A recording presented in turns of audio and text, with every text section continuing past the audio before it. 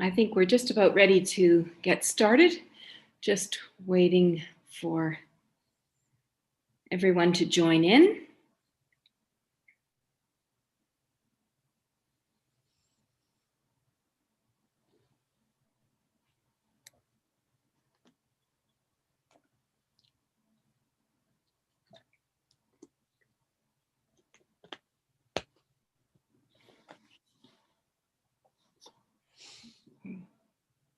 Okay, let's get started, everyone. Welcome here. My name is Charlotte Enns, and I'm the director of the Morrow Institute for Peace and Justice at St. Paul's College. And I welcome you to our final brown bag presentation for this term, but we will be doing more next term as well. So stay tuned for that information. Before we get started, I just want to acknowledge that the University of Manitoba campus is located on the original lands of the Anishinaabe, Cree, Oji-Cree, Dakota, and Dene peoples, and on the homeland of the Métis Nation. We respect the treaties that were created on these territories, and we acknowledge the harms and mistakes of the past, and we dedicate ourselves to move forward in partnership with Indigenous communities in a spirit of reconciliation and collaboration. I am very pleased to have with me today Dr. Robert Chrismas, and I just want to explain a little bit about the format of this presentation. Dr. Chrismas, or I guess I can call him Bob, will present for about 25 minutes or so, and then be open to your questions. I ask that you please put your questions in writing in the Q&A that is available, and we will either read those to Bob, or we may have a chance for you to be able to enter and speak to Bob as well, but we'll figure that out as we move along through the technology. But please do, as you're listening to his presentation, you won't be able to interrupt, but list your questions as they come up, and we will get to them at the end of the session. I also want to mention that this session is being recorded on Zoom, so just so that you're all aware of that. Okay, Bob, welcome. As a way of instead of reading your bio, I think what I'll do is ask you a few questions, if you don't mind, and let you introduce yourself that way. First of all, I'm wondering about your professional background. Can you tell us a little bit about that? I'll just go to my first slide here. Thank you very much for having me. I'm in my 31st year as a police officer, and I thought I'd like to add that a student now, I guess, for 58 years. I can never let an opportunity like this pass by, especially where there might be students, to encourage people to pursue whatever your hopes and dreams are. If someone had told me 35 years ago when I was quitting high school that eventually I'd be finishing my PhD and publishing books, I don't think I would have believed you. So if I can do it, anyone can, and it's possible. So it just takes persistence and time. And what is it that really got you interested in doing your PhD, or how did you come to that point? Well, when I left school as a teenager, I always knew that it's important, and I think because I entered the workforce early and I had to work and scrounge up money for every part-time course that I took, I think it really just fueled the desire in me to try and pursue and not waste any opportunity to take courses and further my education. So once I got busy with my policing career, I entered that when I was 27, and 18 years into my career, having been busy with training and all the various startups I'd worked on in there, I had the opportunity to go back and find a place to pursue my master's degree. And I feel very fortunate after that to have fallen in with the Morrow Institute. And it just resonated with me so much that the language of peace and conflict studies and the attitude of the students and faculty that I was able to find my way through my PhD. Well, more than find your way through.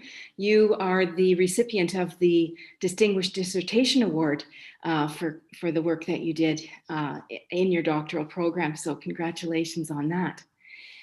As well as the book that you're going to talk to us about and the research involved with that. So I think that's probably the last question I need to ask. I'll let you share your research and your book findings with us now. Thank you very much. Yeah, I thought I would go through a snapshot of what my research, where my research journey took me towards my PhD and my dissertation, and then what led to this book, and then talk a little bit about the book. And I started with a slide here of a police uniform, because really it was my experience working in counter-exploitation and anti-trafficking in my career that led me to select the topic that I did for my dissertation. This is the name of my dissertation, and I cannot ever, especially at the Institute, I can't talk about my dissertation without once again thanking my main advisor, Sean Byrne, and Jessica Senahi, both of the peace and conflict studies there, Dr. Linden from sociology at the University of Manitoba, and my external examiner on the dissertation was Laura Huey from Southwestern University. So my policing career, basically getting right to the point, your professors always suggest that you should pick something that you're passionate about to get through a PhD dissertation. And boy, were they right. So looking back on my career, I don't think I ever felt more passion, more emotional connection, more challenge than the years that I spent working in missing persons and counter-exploitation. I worked in one of the first internet-based counter-exploitation units in the country, went from there to child abuse, and then became a sex crimes profiler. And long story short, I ended up working in our and helping to develop our missing persons unit back before 2010. And basically to this point, I felt that a lot of great work has been done, but we still need further research in Canada on this topic. People are still being trafficked, sexually exploited, victimized, and even murdered in the sex industry, as we know from findings from the Missing and Murdered Indigenous Women and Girls Inquiry, that Canada's TRC, and generally our awareness has been raising over these issues in Canada. And also, as I mentioned, I had the passion and I felt that I had the access and I might be able to bring some answers to fixing a system that could use some improvement. So back in the day, this is me back in 2009 or so, working for families and missing persons. And we learned back then that runaways are at risk, people who are having problems with disconnection with their family, being placed in care of the state. In Manitoba, we've got the highest, for many years now, we've had the highest per capita number of children in care of the state, in group homes and foster placements. And we learned way back then that those are the children that are being preyed on, targeted, and brought into the sex trade, often exploited by traffickers. So we started front loading those cases way back then. And I'm pleased to say that the Winnipeg Police Service has generally been a leader in this area for well over a decade, looking at sexually exploited women and children as victims rather than criminals. And that's the direction that the Supreme Court of Canada eventually took as well. So I think we're heading in the right direction for sure. But at the time of my research, and still there's many improvements that can be done.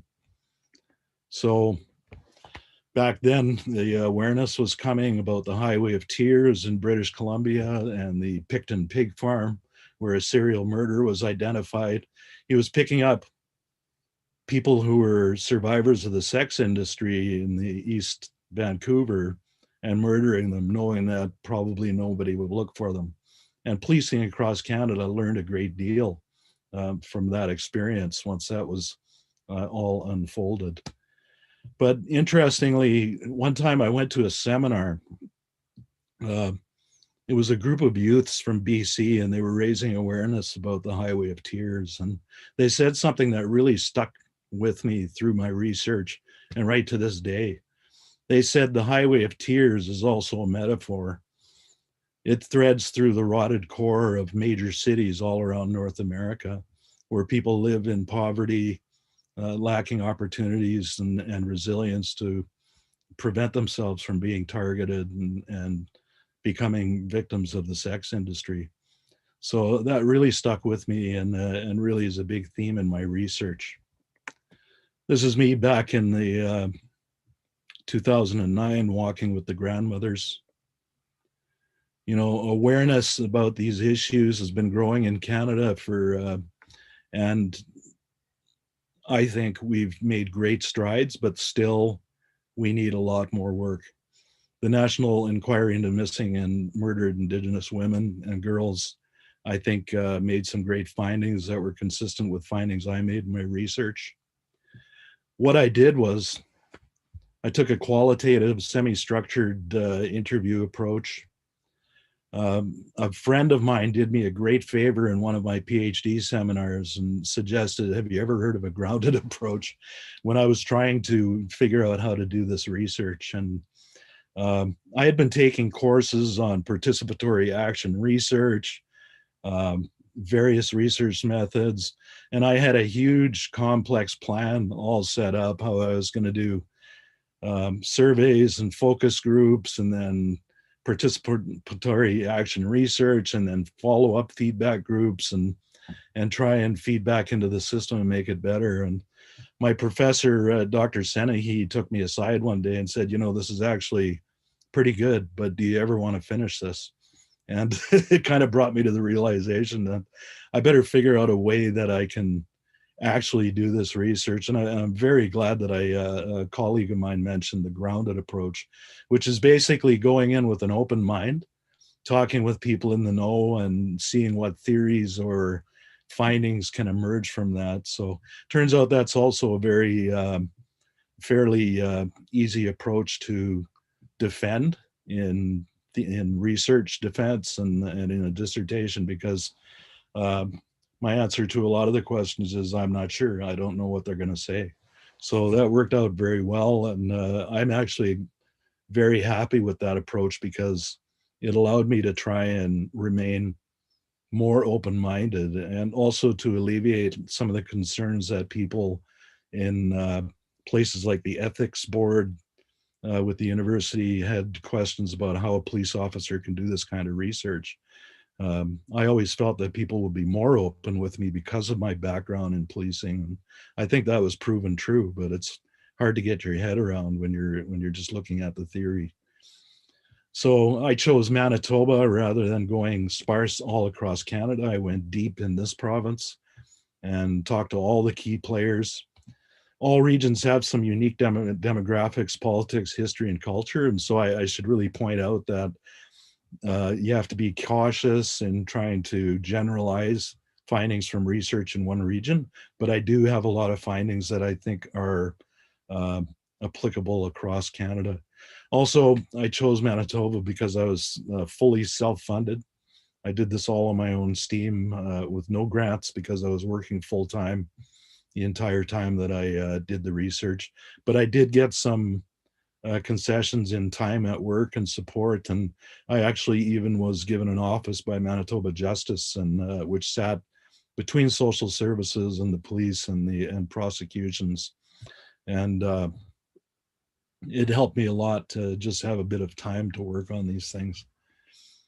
So what I did, I interviewed 61 experts across Manitoba. Experts, by my definition, is just somebody who's in the know. First Nations and other community leaders, federal and provincial political leaders, government and non-government service providers, many of whom I found were actually reformed sex industry survivors, and of course, sex trafficking survivors. So the 61 interviews that I gathered amounted to 1,000 years of collective experience directly in this working against the sex industry. So I'd really learned about the impact and the power of stories, in particular from Dr. Senahi, my studies in peace and conflict studies. And I really tried to take a story-based approach in doing this research, trying to keep the thoughts and ideas of all the people that I talked to as intact as possible. And I really, I tried to honor their feeling about what they were trying to get across to me. They were very open, and I was very honored in hearing these stories. And I actually, as I was doing this research, I really felt a weight coming upon me of responsibility that I better do something useful with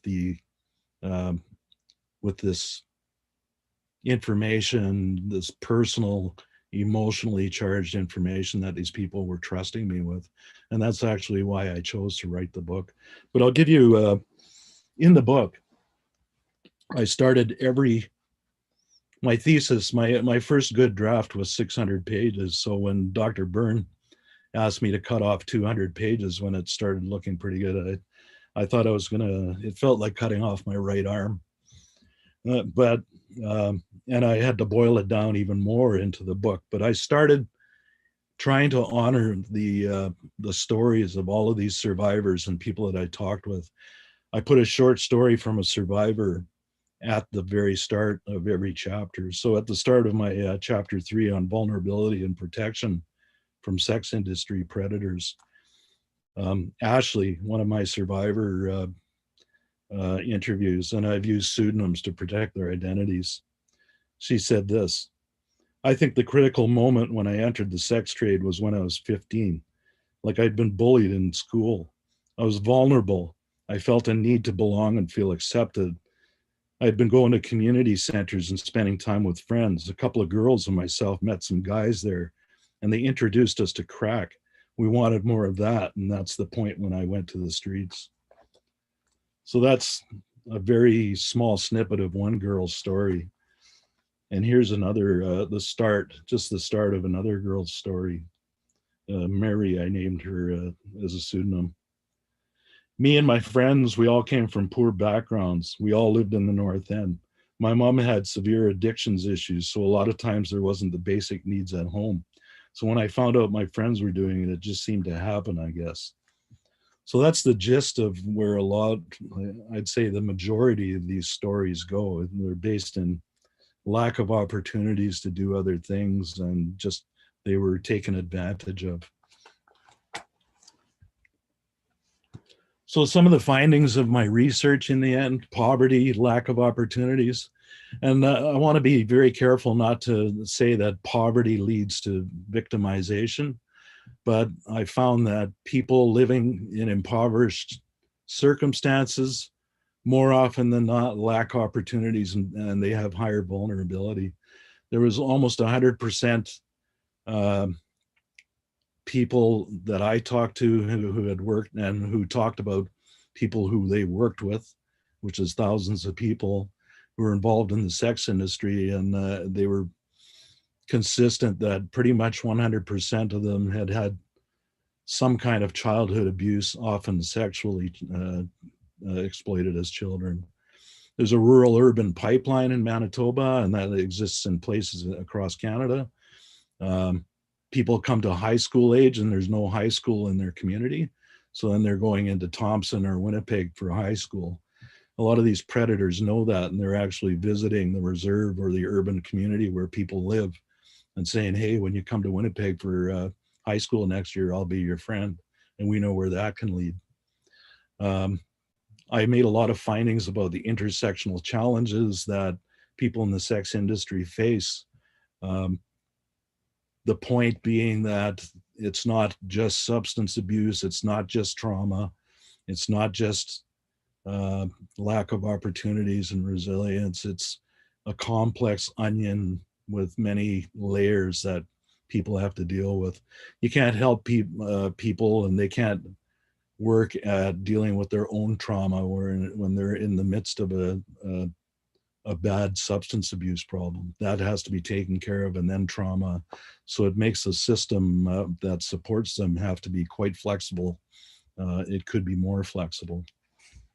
And we can use more cultural sensitivity. I won't say anything more on that at the moment. Generally, we need better local, provincial, and national coordination. Services need to work better together. And I've outlined, of course, the stories that everybody that I talk to that works in the system laid out. We can use more safe houses, better training for practitioners. I talk to people who are in the hands of a social worker or a police officer or in an emergency ward when they were actually being trafficked. And if there was greater awareness, they probably could have been helped if there was interventions available at the time. So, and we've come a long way, I believe, in sharing, improving awareness in all those sectors, but we still have a long way to go. So I've talked, we can come back to this in questions about future research if you like. I mentioned that there's a high, almost 100% instance of childhood abuse in people who are involved in the sex industry. Why not develop warning signs when people are given interventions when they're young?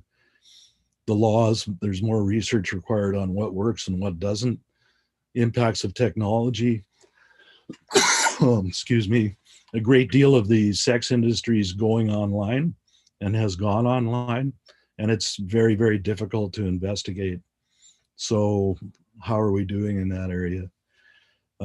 Also, we need more research on what combination of enforcement and awareness and education works best as a deterrent. A lot of people feel that we need greater deterrence.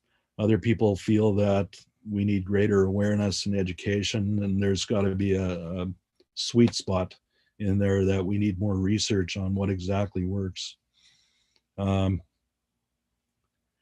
People, I found there's a very high incidence of people who are survivors of the sex industry actually working once they get out of it in helping others to escape the sex industry. So a lot of people working in non-government organizations, even government organizations, have been trafficked themselves. And what are we doing to protect those people from being triggered? Because it's very triggering work. And as one survivor told me, who now works helping other survivors, she has been out of it for 20 years, but she's only one trigger away from being right back in it. So I found that we're doing very little to protect those practitioners from triggering experiences. So I thought I would read one last little chunk from the book. Kind of gives you a gist. As I mentioned, as I was going through this research and doing these interviews, one time I did 2 interviews with 2 different survivors on one day, and I swore I'd never do that again. It was a tough thing. Hearing these stories, they're gut-wrenching, even going back after working through these passages through my dissertation and then reworking them into this book. It's very emotionally challenging to hear these stories, what some people have had to go through. So on the very last page of the book, in my epilogue, I've written, this exploratory case study gathered the experiences and perceptions of a wide range of stakeholders engaged in fighting the significant social scourge of the sex industry in Manitoba. Their narratives and stories were presented prominently, utilizing their own words at every opportunity. In a way, this book is written as a narrative of participants' stories interlaced with connecting thoughts, the whole organized into the structure that makes some sense of such a complex social phenomenon. Conducting the interviews and writing this book was an emotional journey for me, as the passion and pain that participants have all experienced bleeds through in every quote. The survivor stories in particular are excruciatingly honest and gave me an idea of the hell they've gone through. However, one cannot fully understand that kind of anguish unless one has walked in those shoes. This book has highlighted the stories of people who work hard to make a difference in the lives of those who suffer so much because of the greed and abuse of others. My participants' compelling, engaging stories shed light on a dark subject, hopefully contributing, even in a small way, to the ultimate elimination of sex slavery, trafficking by sexual predators, and sexual exploitation of young people in Canada. This book is dedicated to these brave, warm-hearted, and talented people who survive and go to work every day to make a difference in the lives of our most vulnerable citizens, our children. By taking the time to read this book, you've shown an interest and a commitment to improving the lives of vulnerable people in our communities. And as such, like Ulysses in the Odyssey from Homer, you're the hero in your own story. We all have something to contribute, whether as a survivor, acting as a role model and a mentor for others seeking the same path, or as a practitioner striving to do what we can for our fellow human beings. Equally significant are the unsung heroes, the average citizens who decide to speak up about social injustice and for people who have less voice in the system. There's a role for all of us to play, and in that way, each of us is the hero in our own story. So this book, I was fortunate to have it published with the University of Toronto Press. It can be gotten there.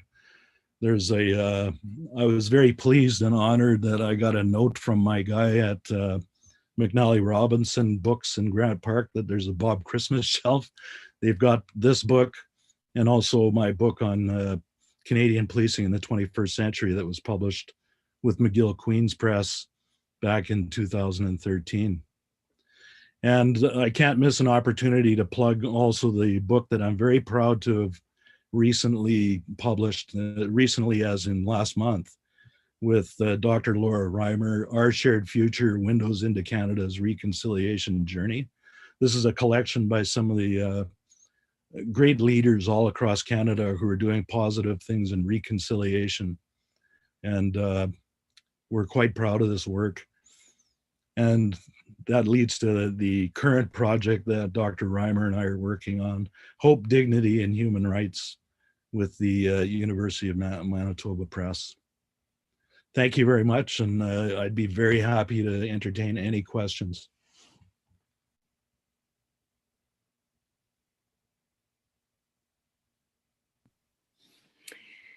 Thank you very much, Bob, for your powerful presentation, for sharing those amazing stories from, as you say, a lot of heroes that are out there. And we are grateful for that. I think there are some questions already for you. So thank you also for sharing that information about not just your one book, but books that are available through McNally and some of the other books offered by the, that come out of the Morrow Institute. I appreciate that plug. Okay, moving to some is from Lasha Makadensky. And Lasha, would you like to ask Bob this question if we make that available, or do you want me to read it? Can you hear me? There you are. We can hear you. Cool. Yes. Okay, I can definitely ask it.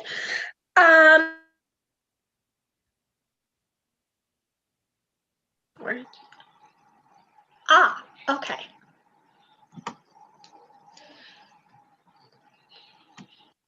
I can hear you now. You can hear me now? Mm-hmm. Yes. Yeah. Awesome. Okay. Do you think the complete abolition of the sex industry is a reasonable / possible goal? Absolutely not, at least not. One of the things that I've learned in peace and conflict studies from, in particular from Dr. Byrne, is that conflict and social problems that took 100 years to develop or 200 years to develop don't disappear overnight. So I think that we're on a journey, and hopefully, as I mentioned a few times, I think that we're moving in the right direction. There's greater awareness, and there's a great number of people who are moving in the right direction across Canada on these issues, but certainly it's not going to be fixed in our lifetime. But I think we're on the right path. Thanks, Bob. There's a comment here, anonymously, but just I applaud your research as an important practical contribution to society, well beyond the academy. Good luck on your continued advocacy and education. Thank you. And then we have a question from Shauna Ferris. Again, just so people know, Jason Brennan is working behind the scenes here to allow people access. So we'll just see if Shauna is able to. Sure, can you hear me? Yes, Yeah. Welcome, Shauna. Lovely. Hi, Bob, thanks for your presentation. I had a question about how your work supplements or adds to existing national research on sexual exploitation. I'm wondering, I didn't hear you talk a lot about the relationship between your work and the ongoing work on this issue. So if you could talk a little bit about that, that would be great. Sure. People from Public Safety Canada, recently from Alberta and BC, have reached out for me to speak to some committees that are high-level committees that are working on these issues. So I think there's a great sharing of information, and I'm hoping that this book goes a long way to helping become a tool, part of everyone's toolkit. Thanks, Can I Bob. ask a follow-up? Yes, certainly.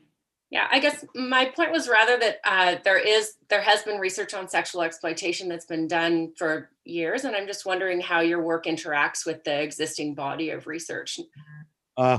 Yeah, the one thing I found was that when I did my research in 2016-17, probably a majority of the research left out some pretty important voices.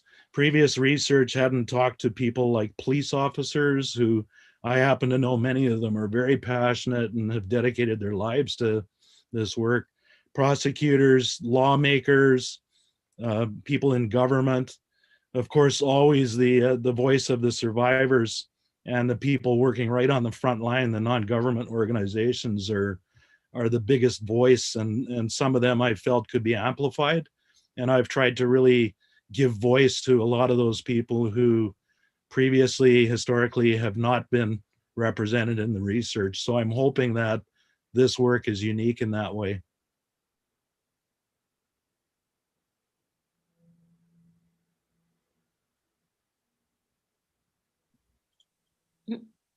Sorry, thank you, Bob. I believe we have a question from the Facebook feed, so I will ask. Yeah, we do, Charlotte. Can you hear me okay? Yeah. Okay, great. Yeah, a question comes in thanking Bob for the lecture. Really interested in hearing more of your thoughts on preventative measures, identifying the push-pull factors for trafficking. So preventative measures for identifying the push-pull factors of trafficking. For you, Bob? I'm not sure. Can you clarify what you mean by push-pull factors? Well, on Facebook, unfortunately, I can't. It's just coming right off of. So I'm going to ask you to interpret sort of the push-pull factor idea. I mean, you referred in part in your presentation to things like the rural-urban thing, and there's different things that you referred to in your presentation. I'm not sure exactly what the Facebook viewers is referencing, but there may be some of those factors. So. Yeah, I'll take a stab, but I'm not. I think there's different interpretations that could apply to. But one thing that's kind of an interesting point is that trying to assist and help people who are caught up and entrenched in the this overarching culture of the sex industry is difficult. You're trying to help people often that don't want help. one of my colleagues, Jennifer Richardson, who I'd worked with and learned a lot from, she's now leading the counter exploitation strategy for all of Ontario. And she taught me that one of the dynamics as far as trauma goes is that people who are just outright abused physically or sexually, they're set upon by somebody and abused totally against their will. But in the sex industry, often there's this element of compliance where you're being manipulated and tricked, or you're made to feel you have a debt to somebody, and somebody's taking advantage of that to exploit you.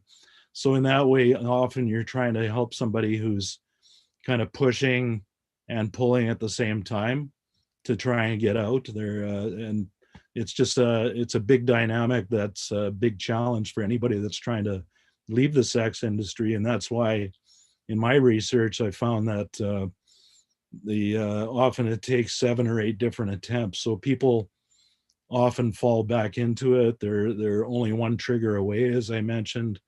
And people who are working in that area trying to support people need to be very accepting and non-judgmental and accepting of this, and just pick up where you can. Meet people where they're at is what many people told me is a term that's used often. Is you have to meet people where they're at and offer what you can, and hopefully it's enough.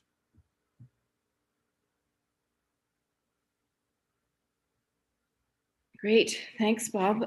Was there another question, Jason, from Facebook? There is another question from Facebook. We've got a couple of others coming in on the chat, but we'll go as we can through them. And here's the question. In light of recent calls for defunding the police, do you see the role of the police in addressing sex slavery changing? That's the first question. In Winnipeg, how well do different agencies coordinate to investigate the crimes and support survivors? So Bob, I'll reread the first question, and then maybe I'll reread the second question after you answer the first. But the first one, in light of recent calls for defunding the police, do you see the role of the police in addressing sex slavery changing? I don't see it changing, but what I've seen in policing is that over the years, a lot of responsibility for some of these social problems have been shifted onto the police, sometimes because they're the only agency operating at 2 a.m, sometimes because they're willing. But, you know, I mentioned that we have a huge problem with runaways. This is a problem for policing all across Canada. Child welfare agencies are generally chronically under-resourced for following runaways. So sometimes the extent of their involvement in looking for a runaway is calling the police. And we just simply don't have the resources. We have over 7,000 missing person cases a year in Winnipeg alone. So child welfare should have resources in that. And also in the mental health area, the health industry often, we wind up using police resources on mental health issues has been deemed by the Canadian Police Association on at least one occasion as the number one challenge facing policing in Canada. So defunding doesn't necessarily mean taking resources away. It can mean shifting resources back where they belong, with the sectors where they belong. But the police role wouldn't change, but we might be able to do our job better if we weren't taxed as much. So that's great, Bob. And the follow-up question that this Facebook viewer had flows, I think, very well from what you just said. In Winnipeg, how well do the different agencies coordinate to investigate the crimes and support survivors? What in your view, how well does that accomplish between the different agencies? I think it's getting better all the time, and we're working in the right direction. But there's still a lot of good work that can be done on collective impact and collaboration. Charlotte, I have one more from Facebook. Okay, sure, go ahead. This is a good one. It's coming from the perspective of a student, I believe. I don't know that for a fact, but it's considering that your research deals with a sensitive issue, how do you earn the trust of your informants? I think that's a good question. Well, trust is earned, period. You can't betray it, and I think you have to come across as respectful and understanding that if they have issues, that you will respect them. Excellent. Charlotte, I think we can return to the Q&A. Yes, okay, we have Mary Scott with a question. Let's see if she would like to ask that one live to Bob. Yeah, thank you, Charlotte. I guess I'm wondering, coming from the police, do you see more charges against the sex industry happening? Do you see more criminal charges where this, the money that is coming into this industry? Do you see more criminal charges coming forward? Yeah, I'm not in a position to answer that right now. I'm not currently working in that area, and the laws have changed back in 2016, 15. So I'm not in a position to answer that. I just don't know across Canada or even locally what charges that we've been working with recently. Okay, there's another question here from Osama Abu Zaid. Are you here to ask your question, Osama? Yes, I'm here. Can you hear me? Yes, great. Go ahead. Yeah. Okay, Bob, maybe you talked about the trending in a qualitatively matter. Do you have any quantitative trending about the industry in the last 5 years and how it has been trending and into the future? Can you project how is the trend? And also recently we have been hearing or more attention about mental health. There is more attention, more awareness, more support. Do you see this has been impacted in a tangible way, the industry? As far as quantitative valuation, I can't comment on that. One of the challenges of doing research in this area is that there's very little quantitative data. We don't know how many people are out there being exploited. We can guesstimate based on how many people that social workers and police are interacting with and what people are saying, but I can't say if it's trending up or down now. I can say it's definitely moving more into the internet-based exploitation. What was the other part of your question? The other part is the mental health impact. I mean, recently it has more important in the media and people awareness and funding and so on. Has this impacted positively, or can you see in a tangible way that this is paying dividends? I think awareness is raising about trauma and the mental health aspect of things, but I can't say if we've improved recently or not. I think that a lot of NGOs have greater government and non-government support agencies have definitely greater training and education and awareness. So I would hope that things are trending, but this is an area that is ripe for future research. Thank you. Thanks, Bob.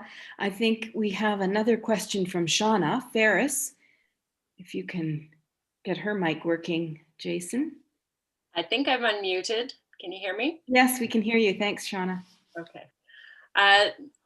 So I just have one more question and I'll leave this alone, Bob. I'm just noting that there's quite a bit of research on sexual exploitation coming out of Vancouver in particular, where from what I understand, police have worked relatively closely with exploited communities since the Picton murders came into public consciousness.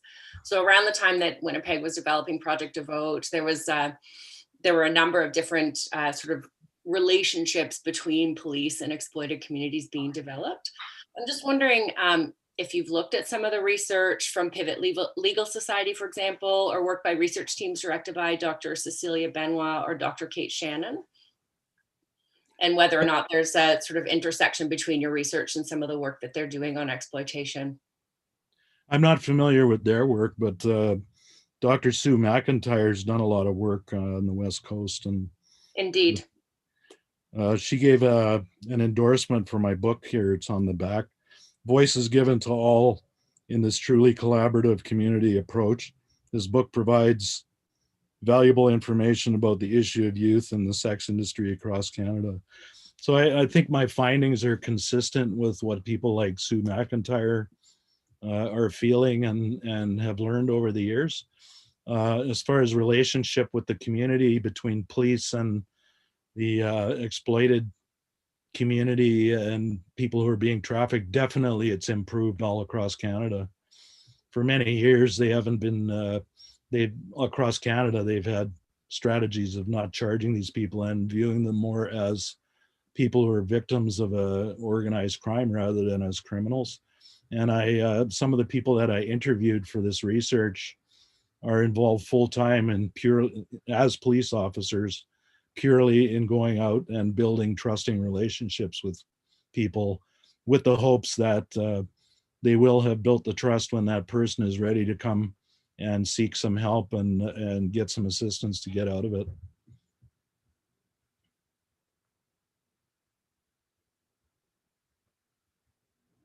Sorry about that. I have a puppy on the loose here, so I was a bit distracted. Thank you very much. I think we have. Do we have any other questions, Jason, from the Facebook feed? Not at the moment, but there's a couple in the chat. I think we can start with Chris's if you want to bring voice to Chris's question. Okay, Chris, let me find it here. Bob, can you discuss the cover of the book and how it came to be? My brother-in-law, Frank Adam, is a professional photographer, so he stepped up and helped with that. We actually had fun with this. I thought I had an image here of us doing it, but the image is actually one of my daughters. She posed for it, and the one thing I wanted to insist on was that the model for this kind of in a desperate kind of position, but with a cell phone in her hand, indicating how much of this industry has moved into the internet and technology based.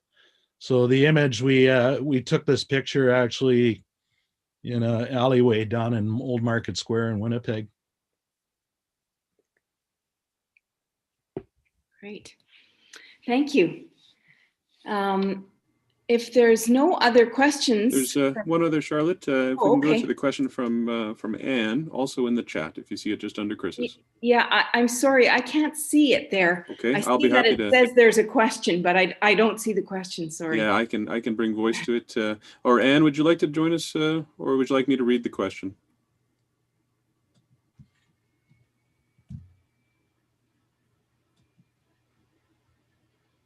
Can you hear me now? I can.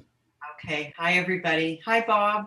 Hi. Nice to see your face there. Congratulations on your work, both just your personal commitment to this work and also the publication of your book. I know it takes a lot to get it there. I just wanted to ask a question. Just moving forward, you spoke about the anthology, but then you also spoke about some work with Dr. Laura Reimer, and I was interested to just know a little bit more about that. Yeah.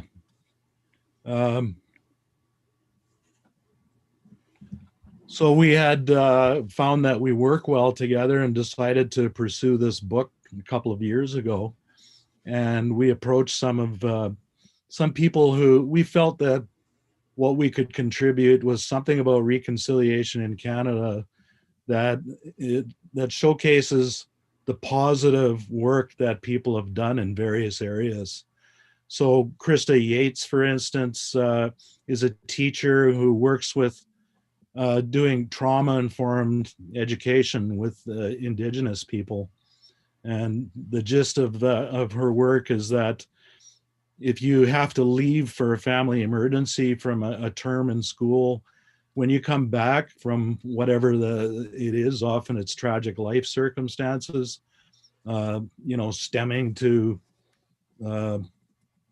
trauma from decolonization, you can just pick up where you left off. So I thought that was fascinating. Paul Vogt talked about leadership in this day and age with reconciliation in mind. Dr. Annette Trimby talked about the initiatives that they've done at the University of Winnipeg. We had Treaty Commissioner Loretta Ross shed some, I think, deep understanding on the meaning of the treaties And the cover of the book is actually done by a local artist, and it symbolizes the people from Europe, the people in Canada that have colonized Canada, and the people who were indigenous to this country, and encircling the maple leaf in the mountains. So we're quite proud of this work. Ron Evans talked about business issues and initiatives, and I actually co-authored a chapter on how policing has evolved in Canada with Chief Dale McPhee from Edmonton, who's considered a leader in policing and community-oriented policing in particular across Canada. So we're quite proud of that work, and it came together, we felt, very well. So much so that we decided to pursue another one, and that's Hope, Dignity, and Human Rights. And that one, the core of it is some of the papers from the human rights course that Dr. Reimer just taught in the law school at the University of Manitoba. And we're bringing some big names into that. I'd also like, while I have a moment, I'd just like to mention that I'm very proud to have had an opportunity to contribute chapters in the Morrow collections. And I hope that this tradition continues of bringing research chapters contributed by all the PhD candidates and graduates from the Morrow Institute to become collections as they fit various themes. Expanding the edges of narrative inquiry, well, the title says it all. Conflict transformation and story building. I was happy to contribute one about my research because it was recent.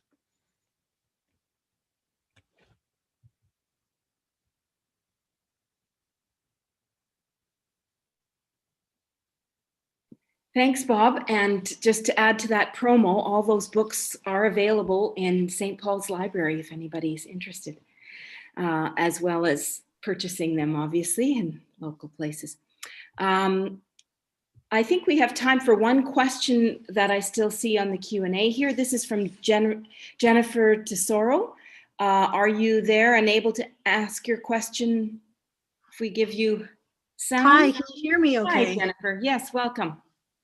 Hi, thank you for having me. Thank you so much, Mr. Christmas, for the work. Read your dissertation, it was really powerful, so thank you very much. My question here is, I know you mentioned that it's becoming increasingly difficult to monitor the activities, especially since they're moving online and, you know, getting further and further away from being visible. And in this way, you did mention that education plays a huge role in terms of, you know, raising awareness. So I was wanting to know your opinion.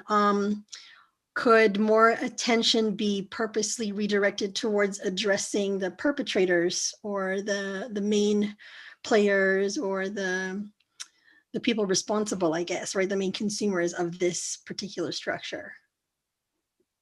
Yeah, absolutely. I mean, we have, you know, the terminology that I chose to go with, I learned from people like Diane Reitsky, who's a leader in the research in this area. Referring to people who are involved in the sex industry or having escaped it as survivors, and referring to it as an industry. I mean, language is so important. We have to be very careful not to take away the agency of people, and referring to them purely as victims can be insulting. But at the same time, people that could use some help and better collaboration from the system that supports them when they do choose to leave. So I've lost track of my question. We have survivors and the customers, and then the perpetrators who are the traffickers. The traffickers are the ones that everyone is in agreement that we need to be going after. They're organized criminals who are actually preying, identifying people who are lacking resilience to resist them, targeting them, manipulating them, and holding them in what I found by every definition is slavery in many cases, hence the title of my book. So the customers, I think that a majority of people feel that they need greater education and awareness, hence the John schools, where once people realize the harm that they're causing by hiring a person for sex, the trauma that they're causing for them, a lot of research has found that that's very impactful for these people. So there's a good impact from education and awareness there, but also some balance with some enforcement aspect for deterrence. But then the hammer really needs to go after the traffickers. They're just organized criminals who are trying to target and exploit people. So clearly, my research, and I don't think anything will change, that majority of people working in this area feel that there needs to be greater deterrence, greater sentences, and deterrent factors against the people who are taking this up as a business. Thank you very much.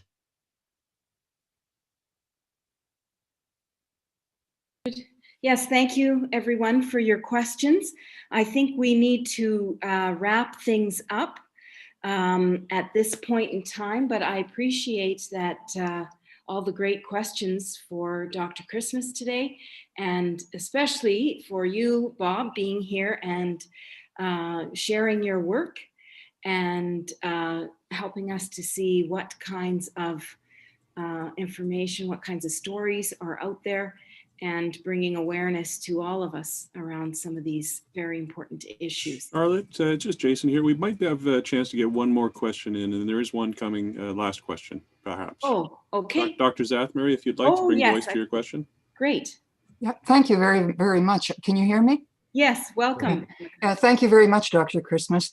I was very curious on whether you've thought about providing feedback to some of the communities that these young survivors come from when they leave their home communities to go to high school in the city. As you said, stories are very powerful, and so-called friends can turn out to be rather powerful enemies. Have you given any thought to doing anything like that? Yeah, I talked to people during my research in places like the Assembly of Manitoba Chiefs. The RCMP had an officer dedicated fully to going into these communities, trying to raise awareness that this might happen when your kids go in. I'm hoping that this kind of research and my book will be used as a tool, part of the toolkit for people that are doing that work. So yeah, it's already being done. Short of building high schools or building better security into those areas for people. I've also done the circuit talking with Frontier School Division students and people every chance I get, and I know others do. So there is a lot of work, but I'm sure, just like I mentioned in reference to all of this, there's lots of good work still to do. Well, thank you very much, but I wish you could turn yourself into 15 like you to go back and talk with the kids. Thank you. Absolutely. Good point. Hopefully there are a lot of police officers and others out there doing this kind of good work as well. So thanks again, everyone, for tuning in and for being such a great audience, asking excellent questions. And a real heartfelt congratulations to you, Bob, on completing such an excellent doctoral study and producing this very useful book that we hope will be well read by all those in the area and beyond. Thanks. Thank you so much. Thank you, everyone, for the questions, too. All right, Jason, is there anything we need to wrap things up? No, that's great. Just thanks everybody on Facebook Live for joining us. There was a pretty consistent audience of about 20 people and some good questions from there. We appreciate it. And Bob, thank you so much for your work and your inspiration. And thank you all. We'll bring it to a close. Thank you, Bob. Thank Yeah, you all. and thanks, Jason, for your technology skills in running this so smoothly. No worries. After 3 of these, we're starting to get a little better at it. Thanks everybody for joining us. Have a great day.